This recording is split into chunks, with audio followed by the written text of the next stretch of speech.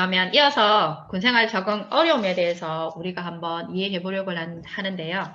이 부분에 대해서 사실은 누구나 다 이런 경험을 겪을 수 있습니다. 저 같은 경우에는 군 장담관으로 처음 갔을 때 사실은 적응이 좀 어려웠어요. 근데 상담을 하거나 일을 하는데 문제가 생기진 않는데 군이라는 특수한 상황에 대해서 제가 알고 있는 정보가 너무 없고 그런 체계를 이해하지 못해서 조금 당황스럽고 좀 힘들고 그런 경험이 있었어요. 그래서 저는 이제 훈련병들이 새로 왔을 때 저처럼 그런 당황스러움이 있을까라는 게 좀 예측이 되고 이해가 되고 그런 부분으로 인해서 저의 어려움이 실제로는 누군가를 이해하는데 조금 도움이 됐던 것 같아요. 그래서 군생활 적응 어려움에 대해서 이제 한번 얘기해 볼 건데 실제로는 병사는 설문조사를 해봤더니 75% 정도가 군생활에 어려움이 있은 적이 있다 이렇게 표현을 했고요. 군 부사관이나 장교의 경우, 간부의 경우는 43%가 나는 군생활의 어려움을 겪은 적이 있다. 그러면 군생활이라는 통제된 상황에서 일어나는 일들에 대해서는 누구나가 이런 상황에 어려움에 처할 수 있고 그것에 대해서 함께 나눌 사람이 있다면 조금 더 편하게 이 과정을 이어나갈 수 있을 것 같아요. 그래서 군생활의 어려움에 대해서 우리가 어떤 종류를 한번 체크해서 보냐면 첫 번째는 행동적 특징을 봐요. 그래서 표정이 어둡거나 잘 웃지 않거나 이런 것들이 계속 지속돼서 평소와 좀 다른 모습을 보일 때 행동에 어려움이 있을 수 있다. 이걸 좀 한번 보고요. 그리고 실제로는 스트레스 요인을 겉으로 잘 찾아내지 못하고 이제 잠을 자는 거에 대한 어려움 그런 것들을 좀 가지고 있고요. 식사량에 대한 감소. 그래서 밥맛이 없다. 안 먹을래. 이런 좀 표현을 하기도 합니다. 그리고 또 간부나 병사의 경우에도 어떤 일이 생기거나 사건이 생기면 외부와의 소통이 계속 잦아져요. 그래서 안절부절 못하는 행동들이 보이기도 하고요. 그리고 과도하게 손톱을 물어뜯거나 실제로는 이렇게 별거 아닌 행동에도 민감하게 반응하거나 이런 행동적 특징을 보이기도 합니다. 그래서 이런 부분에서 체크가 된다면 저희 같은 경우에는 조금 어려움이 있나, 무슨 문제가 있나 이런 관심을 좀 가지게 되고요. 그리고 실제로 이제 군인들에 의해서 발견되는 문제들은 어떤 게 있냐면 임무 수행 정도가 현저히 떨어지는 경우가 있어요. 실제로 입대하기 전에는 아무 문제 없었는데 입대를 하고 잦은 실수가 이어지다 보면 수행 능력이 떨어져서 지적받는 경우가 있어요. 근데 이런 것들이 당황스럽고 힘들어지면 실제로는 점점점 위축이 되고 회피하려고 하고 소극적인 태도를 보이게 됩니다. 그러면 상급자 입장에서는 이상한데? 말해도 안 듣네? 이렇게 좀 표현하기도 합니다. 근데 실제로 상담을 해보면 안 듣는 게 아니고 자신의 어려움이 있는데 그걸 좀 피하고 싶은 그래서 뭔가를 적극적으로 하지 않는 어떤 태도가 보이는 경우가 있어요. 그랬을 때 상담자의 역할은 군인에게 실제로는 이 수병이 요런 어려움이 있는 것 같아요. 이렇게 봐주셔야 됩니다. 이런 조율적인 역할을 해요. 그래서 그런 것들에 대해서 얘기하기도 하고요. 실제로는 잦은 불평이 많아져요. 내가 안 되는 것들에 대해서 이제 어떤 고민이나 생각보다는 실제로는 불평이 먼저 나오게 되는 이런 태도도 좀 보일 수 있고요. 그래서 업무 능력이 실제로 기능을 못하지 않고 학력이 어느 정도 있는데도 불구하고 굉장히 떨어지는 경우가 있어요. 그래서 군인들의 입장에서는 이해를 할 수 없는 거죠. 대학도 다니다 왔고 그리고 처음에 올 때도 말도 잘하고 행동도 잘 괜찮았는데 어느 순간에 대해서 아무것도 못하는 애가 돼버리니까 안 하려고 하는 거다 이렇게 좀 보여지기도 합니다. 근데 실제로 상담을 해보면 이런 경우에는 실제로 업무 의욕이 떨어지고 좀 불안도가 높아지고 행동력이 더디게 되는 그래서 업무 이해력이 점점점 떨어지게 돼서 자기도 자기에게 왜 이런지 모르겠다고 내가 좀 이상한 건가? 이렇게 좀 보여지기도 하는 그런 과정으로 좀 이어지기도 합니다. 그래서 임무 수행 정도가 떨어지면 실제로는 과도한 불안이나 수행 불안 이런 것들에 의해서 평가받는 거에 굉장히 민감해져 있을 수 있어요. 그래서 이런 경우에는 실제로 그 상관인 어떤 담당자에게 저희가 어떤 것들이 필요하다고 조금 조율의 의미를 조금 전달하기도 합니다. 그랬을 때 솔직히 좀 더 편해지는 경우가 있거든요. 그렇게 되다 보면 업무 수행 불안이나 이런 거에 눈치 보는 것들이 조금 줄어들 수가 있어요. 그리고 이런 것들이 과도해지면 실제로 저희는 이제 원래 가지고 있던 하는 업무를 좀 바꿔서 다른 업무로 바꿔보기도 하고요. 그때 본인이 원하는 선에서 그런 것들을 선택할 수 있게 기회를 주기도 합니다.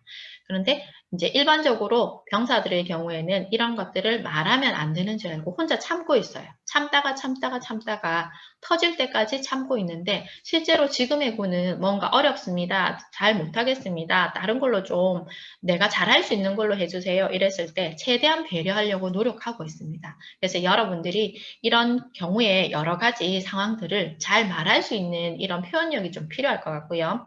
그리고 또 군에서는 어려움을 겪는 게 대인관계입니다. 특히 병사들은 이 대인관계에 굉장히 민감할 수밖에 없어요. 생활관을 5, 600명이 같이 생활하고 있고 그리고 층마다 그런 생활관이 계속 있는데 실제로는 한 명이 내가 소외되는 느낌이 들고 함께 할 수 없는 상황이 됐다고 그러면 거기 있는 것 자체가 굉장히 고통스러운 게 돼요. 그래서 실제로는 이런 경우에 싸우지 않아서도 자기가 혼자 되거나 소외되는 경험이 있다면 다른 생활권을 옮겨주세요. 이런 요청하는 경우가 좀 꽤 종종 있어요. 그래서 이런 경우에 굉장히 힘들어지는 상황. 근데 같이 함께하는 동료 입장에서는 함께 하지 않으려고 한다. 이런 부분을 좀 느끼기도 하거든요. 근데 스스로 소외가 되는 경우에 다른 사람들과 관계를 차단하는 경우가 이런 경우가 왕왕 있어요. 그래서 만약에 이런 경우가 있다면 실제로는 관계를 하기 싫어하는 것보다는 자기의 내적으로 힘듦으로 인해서 자기 스스로 소외가 되는 이런 경우도 굉장히 좀 잦아지니까 말을 조금 걸어주거나 이런 부분으로 통해서 대인관계를 조금 할 수 있는 기회를 줘야 되는 거고요. 상담관 입장에선 이런 경우에 이제 상담을 통해서 좀 더 편안해지고 그리고 일상생활에서 할 수 있는 그런 수행 능력으로 할 수 있는 그런 것들을 좀 제공해서 성공 경험이 높아지고 대인관계에서 좀 눈치 보지 않고 편하게 얘기할 수 있는 마주보고 그런 것들을 좀 제공하고 있어요. 그래서 대인관계 어려운 경우는 실제로 위축되는 경우와 주변과 자주 마찰되는 경우 두 가지 양상으로 좀 보여지기도 하거든요. 그래서 이런 경우에는 주로 이제 상담관에게 의뢰되기도 합니다. 그래서 군생활 적응 어려움에 대한 게 행정적인 특징, 그 다음에 임무 수행 정도가 느려지는 거, 그 다음에 대인관계에 어려움이 있어서 나 힘들다, 스트레스 받는다 이렇게 표현하기도 합니다. 그래서 이런 경우에는 군에서 간부들이 집단 상담을 요청하기도 하고요. 그리고 이제 일부 몇 명에 대해서 상담을 좀 해줬으면 좋겠다. 이렇게 해서 실제로는 비자발적인 상담이 진행됩니다. 그런데 이제 상담을 하다 보면 스스로 자발적으로 이제 자기가 오게 되는 이런 과정으로 좀 이어지게 되고요. 그래서 군생활 적응의 어려움은 누구나 있을 수 있고 이런 과정에서 도움받을 수 있는 기회가 된다면 여러분들이 실제로는 군에서 어떤 낙인이 찍히거나 실제로는 관심병사가 되거나 그런 것들에 이어지지는 않아요. 그래서 상담을 한다고 해서 무조건 관심병사로 낙인이 찍히는 일은 없기 때문에 여러분들이 그런 부분에서는 오해하지 않았으면 좋겠어요. 자, 군생활 어려움이 이런 게 있다. 그럼 적응을 어떻게 해야 되는가? 여기에서 내가 어떤 태도를 취해야 되는가? 이런 부분에 대해서 좀 고민할 수 있어요. 그래서 그런 방법적인 걸 좀 얘기할 수 있는데 저는 잠깐 화면에 보이는 것처럼 어떤 그림을 하나 가져왔는데요. 이 그림이 뭘로 보이시는 것 같으세요? 네. 어떤 분들은 토끼로 보인다고 하시는 분도 있고요. 또 반대로 보면 오리로 보인다 이렇게 얘기하시는 분들도 있으세요. 네, 이건 이 하나의 그림을 가지고 어떻게 보느냐, 내가 어떤 시각으로 초점으로 보느냐 이거의 차이가 있는 것 같아요. 그래서 군대에서 힘들어하는 친구들의 경우에는 실제로는 초점이 나만 이런 생각을 하는 것 같아요. 나만 소외되고 나만 이렇게 되고 나만 힘들고 이렇게 되는 부분이 있어요.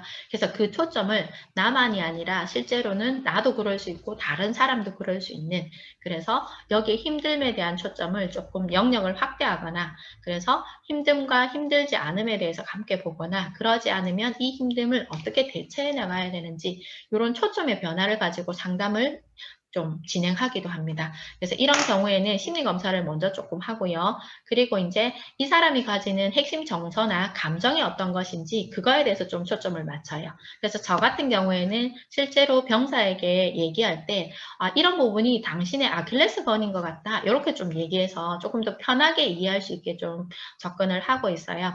그래서 어떤 사람들은 겁을 먹는 거에 대해서 조금 힘들어하는 경우가 있고요. 겁이 나서 어떤 사람들은 실제로는 누군가 나를 비난 살아날 거에 대한 두려움을 가지고 있는 경우에도 힘들어하는 경우가 있어요.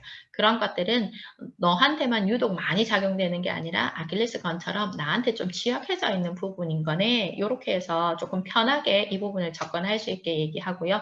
상담적인 부분에서는 그런 것들이 저 그런 거 있어요. 이렇게 받아들이게 되면 사실은 조금 그거에 대해서 수용하고 함께 해결해 나가려고 하는 의지가 있는 거더라고요. 그래서 그런 방법으로 조금 진행을 하고 있어요. 그래서 여러분들도 만약에 현재 내가 어떤 어려움이 있거나 고민이 있다면 이거에 대한 초점, 긍정적인 부분, 부정적인 부분 있을 수 있잖아요. 그런 부분들을 다양하게 좀 넓게 볼 수 있다면 그런 부분에서 조금 더 잘 보일 수도 있고 제3자의 시각처럼 객관화시켜서 조금 볼 수 있는 기능도 있을 수 있거든요.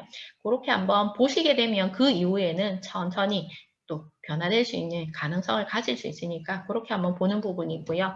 그리고 저는 군대에서는 이제 어떤 걸 문제로 삼느냐 안 삼느냐 이거에 초점은 아니지만 실제로는 첫 번째 노라고 되어 있는 첫 번째 문제 요 그림을 딱 보면 실제로는 대부분의 사람들이 나는 아무 문제가 없어. 제가 그랬어요. 이렇게 말하기도 합니다. 그런데 실제로는 군에서는 나는 문제 없는데 상대방이 그랬어요. 이런 경우에는 실제로 문제 해결 의지가 잘 보이지 않아요. 그래서 자기의 문제를 끝까지 고수하고 나는 아무 문제 없어요. 이렇게 좀 가기도 하거든요. 이 경우에는 해결의 요인이 없기 때문에 다른 사람의 시선이나 억울함이나 이런 것들을 계속 받아내야 되는 상황인데 그거를 놓을 수 없는 어떤 자기의 모습이 보기까지가 조금 시간이 걸리는 것 같아요. 그런데 두 번째 보면 나와 너를 구분해서 어떤 문제 요인을 볼 때 나한테도 어떤 요인이 있나? 상대방에게도 어떤 요인이 있나? 입장이 다르니까 그럴 수도 있겠구나. 요걸 볼 수 있게 된다면 실제로는 나하고 상대방에 대해서 조율할 수 있는 어떤 부분이 있는 것 같아요. 그럴 경우에는 실제로 문제의 요인이라고 볼 수도 있지만 그러지 않은 어떤 요인에 대해서 함께 해결해 나가는 이런 과정으로 이어질 수 있어서 나하고 너를 함께 보는 건 좀 더 열린 시각으로 볼 수 있는 것 같아요. 그래서 이런 경우에는 실제로는 두 사람을 갈등 상황이 아주 심하지 않을 경우에는 두 사람을 같이 상담을 했을 때 서로 자기 입장을 얘기하면서 그런 것들을 할 수 있는 것 같습니다.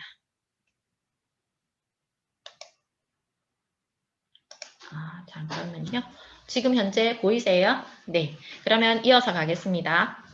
그리고 세 번째는 나하고 너도 보지만 우리에 대해서 함께 보는 거. 이건 나와 너를 분리해서 보기도 하지만 우리가 함께 이 부분을 어떻게 해결해 나가야 될지, 어떻게 조율해야 될지, 의논해야 될지 이런 우리라는 대상을 함께 이해하게 된다면 실제로는 상담 간의 어떤 개입이 많이 필요하지 않아요. 자체적으로 잘 해결되는 경우가 많습니다. 그래서 상담 간이 제일 많이 개입하는 경우에 첫 번째, 내가 어떤 문제가 있지 않아요. 난 전혀 문제 없어요. 이렇게 얘기할 때는 상담관 개입이 좀 많아지는 경우고요.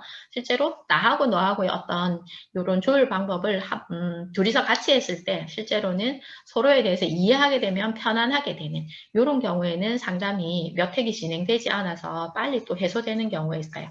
그래서 대인관계 문제에서도 이런 방향성에 대해서 각자가 어느 정도로 보고 느끼는지에 따라서 어려움을 극복하는 방법은 좀 다르게 있는 것 같아요. 그래서 이제 군 상담 기법에 대해서 잠깐 얘기하고 사례를 통해서 이런 과정들을 어떻게 좀 풀어나가고 있는지 말씀드릴게요. 자, 군 상담 기술이 특별히 별게 있지는 않아요. 사실은 여러분들이 아는 것처럼 경청하고 공감하고 반영하고 그리고 적절한 질문을 해서 그런 것들에 대해서 좀 잘 표현할 수 있게 하는 것들이 군 상담의 기술이고요. 실제로 군인들이 어떤 많은 기술을 배우고자 하는 욕구가 굉장히 많아요. 왜냐하면 병사들에게 자기가 잘 대처하고 관리를 잘 하고 싶고 그리고 이런 군 생활에서 좀 역동적인 자신으로 좀 가고 싶어 하는 경우가 있어요. 그랬을 때 실제로는 많은 내용보다는 이 지금의 화면에 나와 있는 내용들을 잘 적용해서 잘 사용하는 것들이 좀 중요하다고 저는 판단이 되거든요. 그래서 경청의 경우에는 음성언어로 말로 표현하는 거 그랬구나, 그랬겠네, 힘들었겠네 이렇게 경청을 잘 듣고 반응해 주는 것들이 있을 수 있고요. 그리고 이제 신체 언어를 듣는다고 저희는 표현하고 있는데 시선을 잘 응시하고 그래서 군인들의 경우는 실제로 병사가 왔을 때 직급이 높은 사람 중에는 팔짱을 끼고 얘기해 이렇게 좀 하시는 경우도 종종 있어요. 그래서 이때까지는 그런 분들이 이제 행동 수정을 해야 된다고 해서 이제 좀 그런 걸, 변화를 되어가고 있는 상황이지만 아주 가끔 그런 분이 있을 수도 있어요. 그럴 때 굉장히 좀 속상할 수도 있는데 저희가 봤을 때는 그러면 안 됩니다라고 분명히 교육을 하고 있습니다. 그리고 이제 시선 응시를 하고 그리고 신체의 반응에 대해서 어떤 느낌에 대해서 조금 더 집중하게 되는 그래서 얼굴 표정이나 얼굴의 인상이나 아니면 어떤 소리로 나타나는 그런 부분들에 대해서 조금 더 민감하게 보게 되는 그래서 경청이라는 건 잘 들어야 되는 거지만 말도 잘 듣고 몸의 어떤 반응들도 잘 듣게 되는, 보게 되는 그런 것들을 경청이라고 저희는 보고 있어요. 그래서 이 부분을 연습시키는데 실제로는 이제 직급이 있으면 있을수록 이런 것들을 수월하게 연습하는 것보다 좀 부끄러워서 멋쩍어서 사실은 좀 적극적으로 잘 하지는 않는 편인 것 같아요. 교육을 해보면. 그런데 공감 부분에서는 이분 분들이 반드시 필요하다고 생각하셔서 그런지 좀 잘 하는 편이에요. 그래서 공감은 내용을 이해하는 것과 감정을 이해하는 것, 그 다음에 의미를 이해하는 것들이 좀 있는데 군대에서 좀 연습하는 경우에는 이런 것들을 연습해봐요. 내용을 이해하는 것, 누군가가 뭔가 싫어한다면 그런 것들이 쭉 얘기되어졌을 때 싫어하는 것 같아서 끼어들기가 힘들다는 말이구나. 이제 이렇게 좀 해석하면서 공감을 내용에 대해서 이해하는 이런 방향성으로 가기도 합니다. 그리고 감정의 경우에는 방금 얘기한 것처럼 싫어하는 것 같아서 외롭기도 하겠네. 그리고 끼어들지 못해서 네가 초라하게 느껴질 때도 있겠구나. 이래서 자신의 어떤 존재에 대한 이런 감정이 느껴지는 걸 좀 이해하게 되는 이런 표현을 쓰기도 합니다. 그리고 이제 의미 이해는 내용 이해와 감정 이해를 같이 함께 보고 있는데요. 그래서 이런 경우에는 소외되는 경우에 사람들하고 함께 하고 싶은데 좋은 사람이고 싶은데 사람들이 너를 싫어하는 것 같아서 그런 생각이 드니까 좀 슬프겠구나. 이렇게 해서 의미로 이해하는 이런 과정의 어떤 연습들을 저희가 이제 상담 기법 교육에서 계속 하고 있습니다.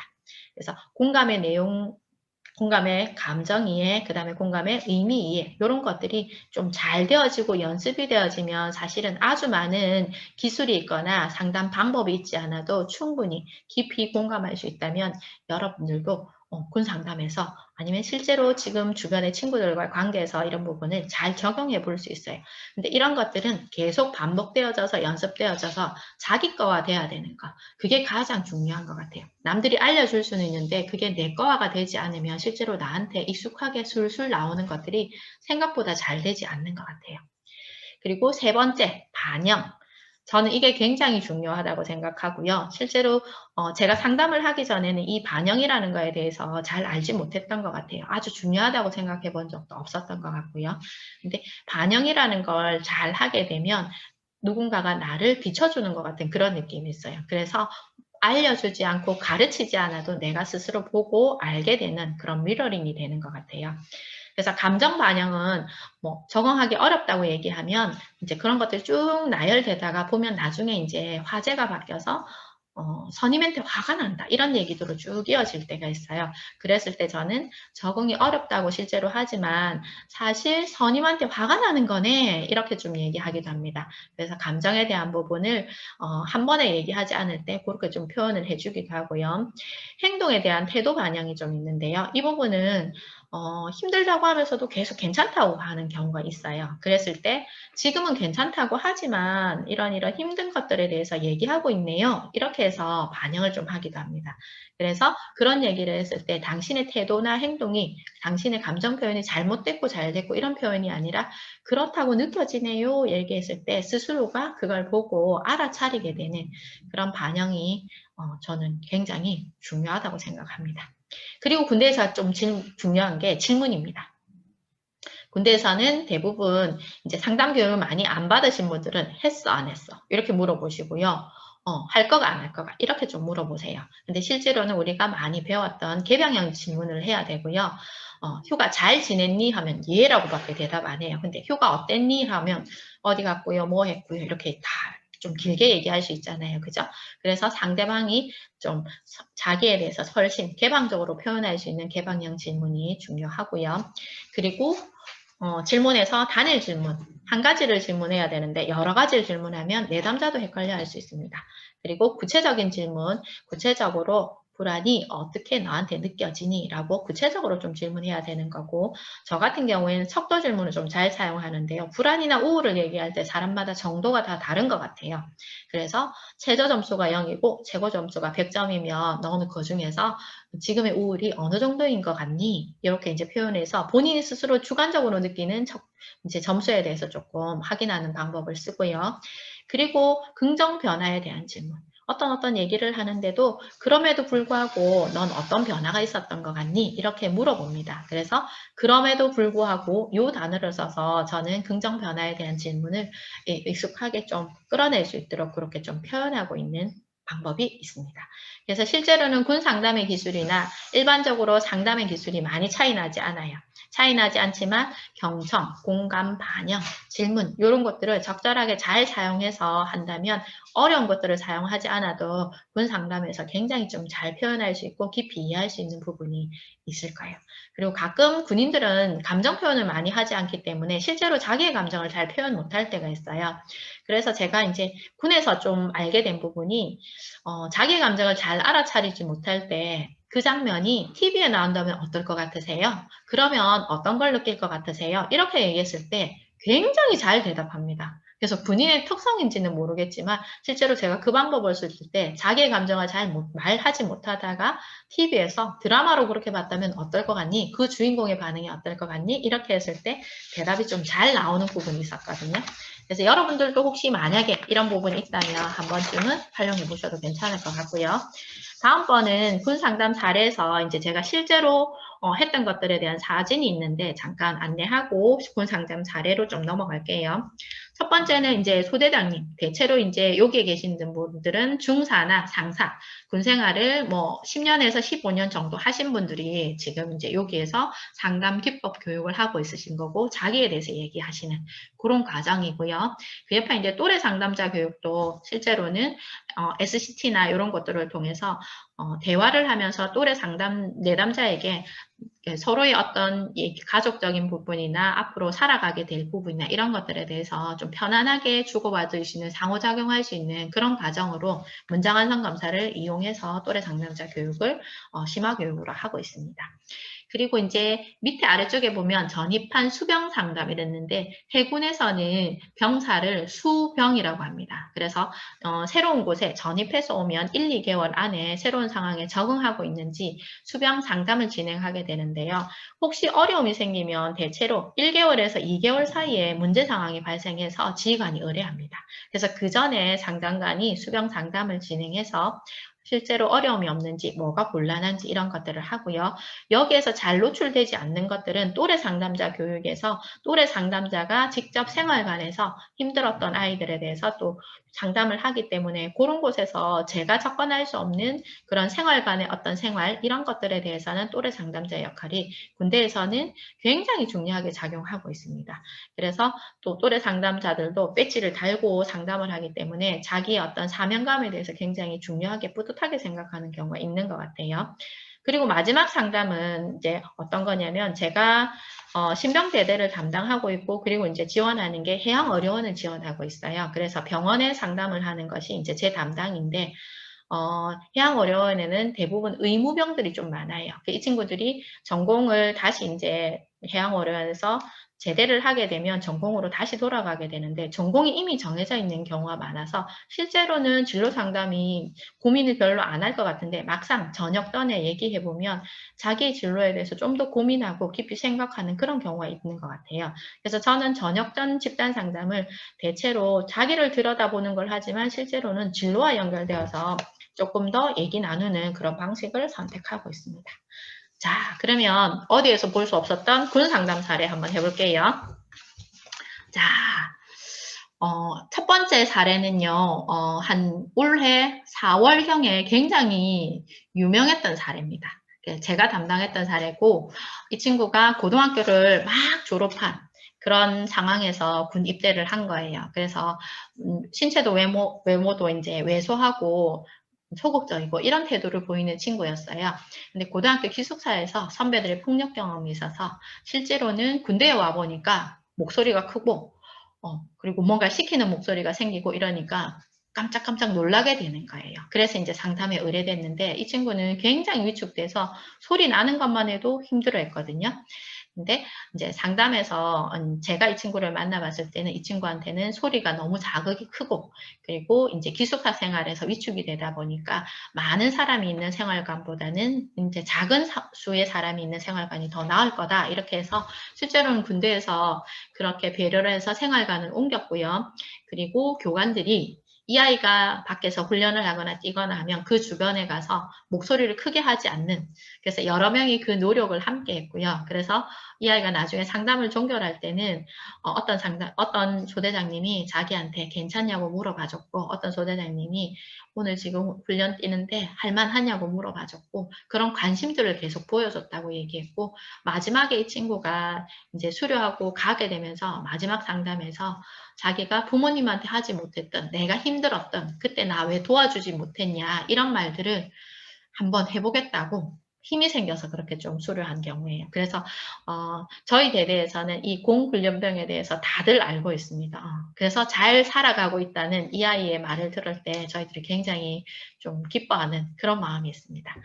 두 번째 사례는요.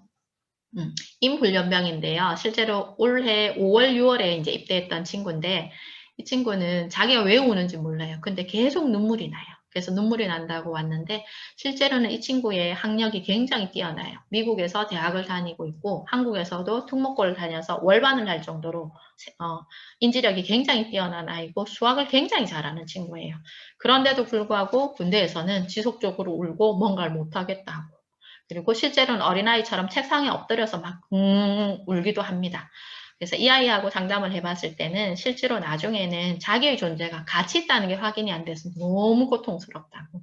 그래서 이 훈련병의 경우에는 5번 정도 만났는데 마지막에는 눈물이 거쳐서 이제 이렇게 가게 되는, 그래서 군대에 왔을 때 자기 존재감을 확인하지 못했을 때 훈련병들이 굉장히 고통스러워합니다. 그래서 여러분들 중에도 혹시 내 존재가 왜 사는지, 어떻게 살고 싶은지, 내 삶의 태도가 어떤지 이런 것들에 대해서 한번 좀 고민해 본다면 이런 부분에서 존재에 대한 부분을 조금 확인해 볼 수 있는 기회가 될 수도 있을 것 같아요.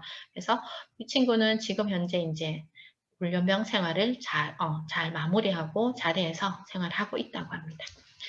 자, 그리고 세 번째 사례는요. 이 친구는 자대에 가서도 굉장히 힘들었던 친구예요. 그래서 이제 자대에서도 전화가 다시 온 그런 친구인데요. 입대하기 전에 자살 시도가 좀 있었고요. 그리고 이제 아버지를 피해서 군으로 도망온 케이스입니다.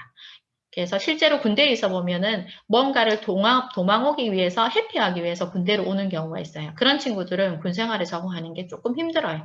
그럼에도 불구하고 이 친구는 집에를 가지 않겠다고 하는 친구여서 사실은 상담을 했고 1대1로 이제 교대장이 이 친구와 함께 생활하면서 사실은 훈련소 생활을 했었어요.